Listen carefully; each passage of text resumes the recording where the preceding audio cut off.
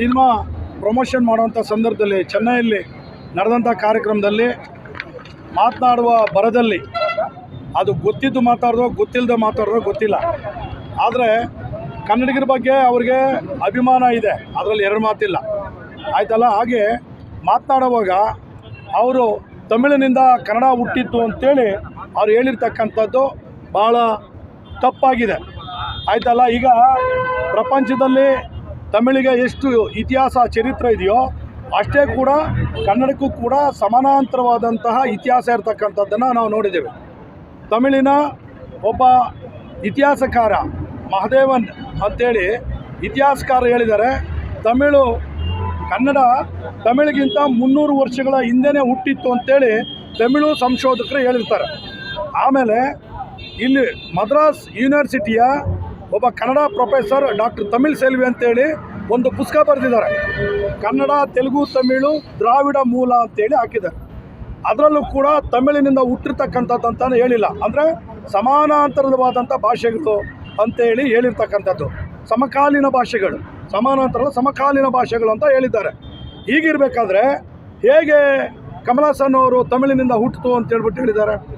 ಇವತ್ತು ಕನ್ನಡಕ್ಕೂ ಕೂಡ ಕ್ರಿಸ್ತಪೂರ್ವ 3ನೇ ಶತಮಾನ ಮತ್ತು ಭಾಳ ಮುಖ್ಯವಾಗಿ ಇನ್ನೊಂದು ಮಹಾಭಾರತ ಬರೆದಂತಹ ವ್ಯಾಸರಾಯರ ಮಹಾಭಾರತದಲ್ಲೂ ಕೂಡ ಕನ್ನಡ ಉಲ್ಲೇಖ ಇದೆ.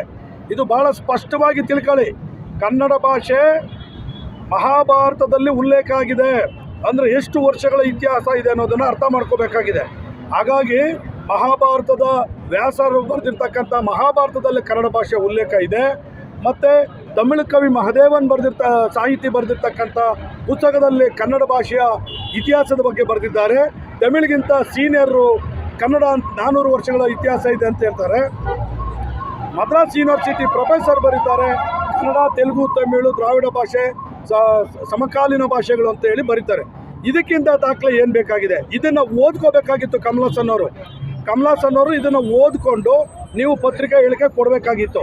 ನಿಮ್ಮ ಮೇಲೆ ಗೌರವ ಇದೆ, ಅಭಿಮಾನ ಇದೆ, ಪ್ರೀತಿ ಇದೆ, ಆದರೆ ಮಾತೃಭಾಷೆ ವಿಚಾರ ಬಂದಾಗ ನೀವು ಇದು ಭಾವನಾತ್ಮಕವಾದಂಥ ವಿಚಾರ, ಅದು ತಮಿಳು ಇರ್ಬೋದು, ಕನ್ನಡ ಇರ್ಬೋದು, ತೆಲುಗು ಇರ್ಬೋದು, ಮಲಯಾಳ ಇರ್ಬೋದು, ಯಾವುದೂ ಅಷ್ಟೇ ಇದು ಭಾವನಾತ್ಮಕವಾದಂಥ ವಿಚಾರ.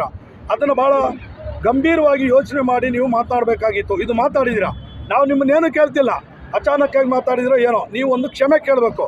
ಕನ್ನಡಿಗರು ನಿಮ್ಮ ಸಿನಿಮಾಗಳನ್ನು ತಮಿಳುನಾಡಲ್ಲಿ ಎಷ್ಟು ಸಿನಿಮಾಗಳು ನಿಮ್ಮದು ಓಡಿದವೋ ಅಷ್ಟೇ ಸಿನಿಮಾಗಳು ಬೆಂಗಳೂರಲ್ಲಿ ಕರ್ನಾಟಕದಲ್ಲಿ ಓಡಿದೆ. ತಮಿಳುನಾಡಲ್ಲಿ ನಿಮ್ಗೆ ಎಷ್ಟು ಜನ ಅಭಿಮಾನಿಗಳಿದ್ದಾರೋ ಕರ್ನಾಟಕದಲ್ಲಿ ಕೂಡ ಅದೇ ಥರ ಎಲ್ಲ ಭಾಷಿಕರು ಕೂಡ ನಿಮ್ಮ ಅಭಿಮಾನಿಗಳಿದ್ದಾರೆ ಕರ್ನಾಟಕದಲ್ಲಿ. ನಿಮಗೆ ತಮಿಳುನಾಡಲ್ಲಿ ತೊಂದರೆ ಆದಾಗ ಬನ್ನಿ, ನಾವು ಬೆಂಗಳೂರವರು, ಬನ್ನಿ ಕರ್ನಾಟಕದವ್ರು ನಿಮ್ಗೆ ಜಾಗ ಕೊಡ್ತೀವಿ, ನೀವು ಇಲ್ಲಿ ಅಂತ ಹೇಳಿದವರು ಕರ್ನಾಟಕದವರು ಆಯ್ತಲ್ಲ. ಹೀಗಿದೆ. ಆದರೆ ತಮಿಳು ಮಾತಾಡ್ತಕ್ಕಂಥ ಜನ, ಕನ್ನಡ ಮಾತಾಡೋ ಜನ ಬಾಂಧವ್ಯ ಚೆನ್ನಾಗಿದೆ.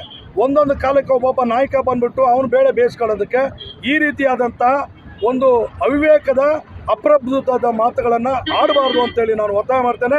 ಅದೇ ರೀತಿ ನೀವು ಮಾತಾಡ್ತಕ್ಕಂಥ ಮಾತನ್ನು ವಾಪಸ್ ತೆಗೆದುಕೊಂಡು ನೀವು ಮೊಂಡುವಾದ ಮಾತಾಡಬಾರ್ದು.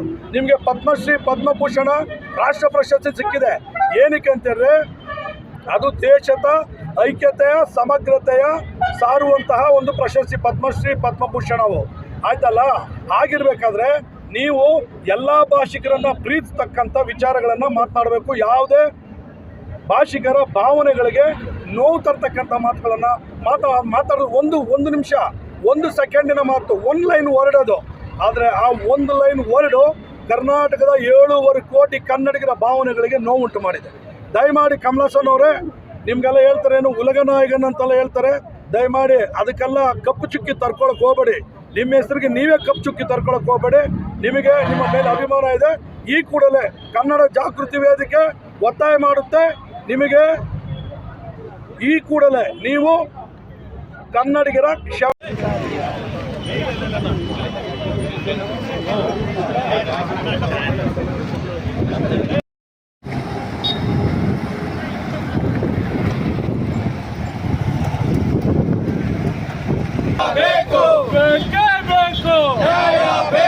ಎಲ್ಲಿಯ ತನಕ ಹೋರಾಟ,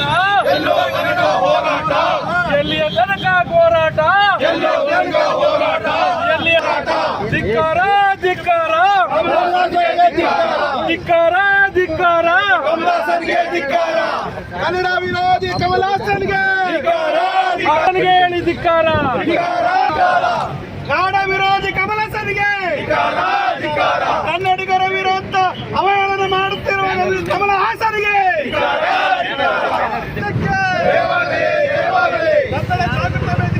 ಕನ್ನಡ ಜಾಗೃತಿ ವೇದಿಕೆ ಹೋರಾಟಕ್ಕೆ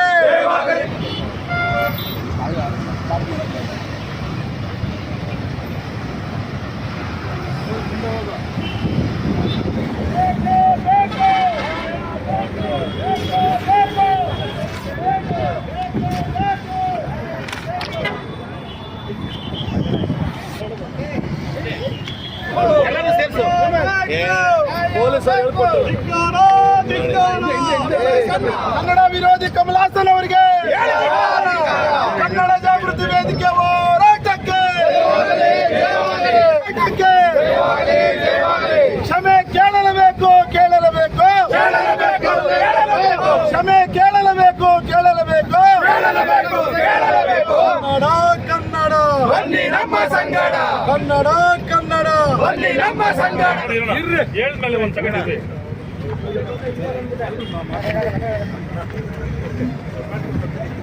ನೀತಿಗೆಟ್ಟ ಕಮಲ್ ಹಾಸನ್ಗೆ ಹೇಳಿ ಧಿಕ್ಕಾರ ನೀತಿಗೆಟ್ಟ ಕಮಲ್ ಹಾಸನ್ಗೆ ಹೇಳಿ ಧಿಕ್ಕಾರ ನೀತಿಗೆಟ್ಟ ಕಮಲ್ ಹಾಸನ್ಗೆ ಹೇಳಿ ಧಿಕ್ಕಾರ ಬೇಕೇ ಬೇಕು